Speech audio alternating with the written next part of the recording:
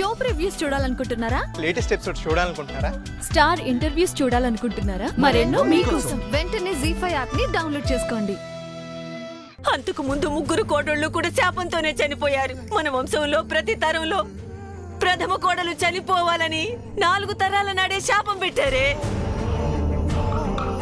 నేను అనుభవిస్తున్న సతీ వియోగాన్ని నువ్వు అనుభవిస్తావు. మీ తరతరాలకు ఈ శోకం వంశాగతమవుగాక.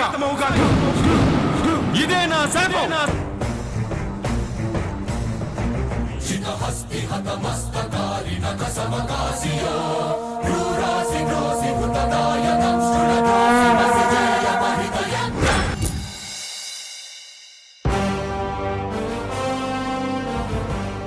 ఈ తరంలో ఆ శాపానికి మంగ బలి కాబోతోంది. 4 రోజులకి మించి మంగ బతకదు. శాపానికి ఆహుత కాబోతోంది. జరుగుతున్నది జగన్నాటకం, జరుగుతున్నది జగన్నాటకం.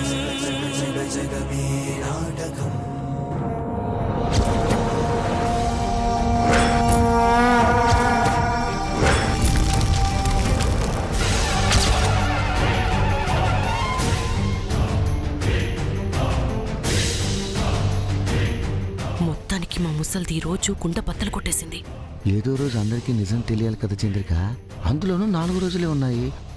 అందుకని ఈరోజు చెప్పినట్టుంది.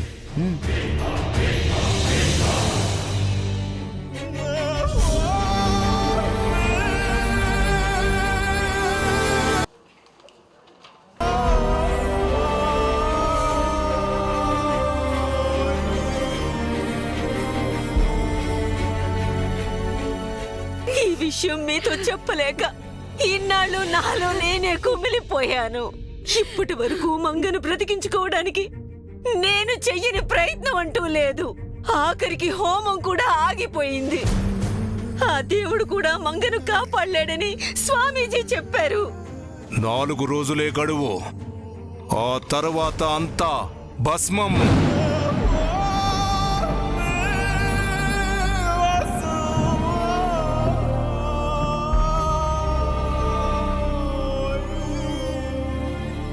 జైకి నిజం తెలిస్తే తట్టుకోలేడు. మంగకి తెలిస్తే గడువు కంటే ముందే చనిపోతుంది. ఎలాగైనా వాళ్ళని ఆపాలని బయలుదేరాను. కానీ మధ్యలోనే వాళ్ళకి ప్రమాదం జరిగింది. ప్రయాణం ఆగినందుకు సంతోషించాలో లేక ఇది శాపం వల్ల జరిగిన ప్రమాదమని భయపడాలో తెలియడం లేదు.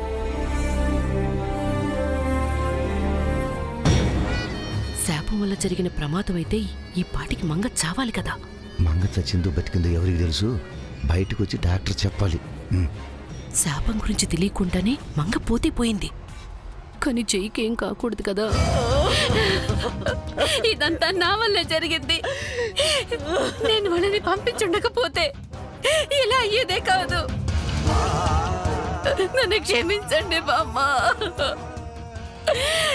నన్ను క్షమించు వదినా.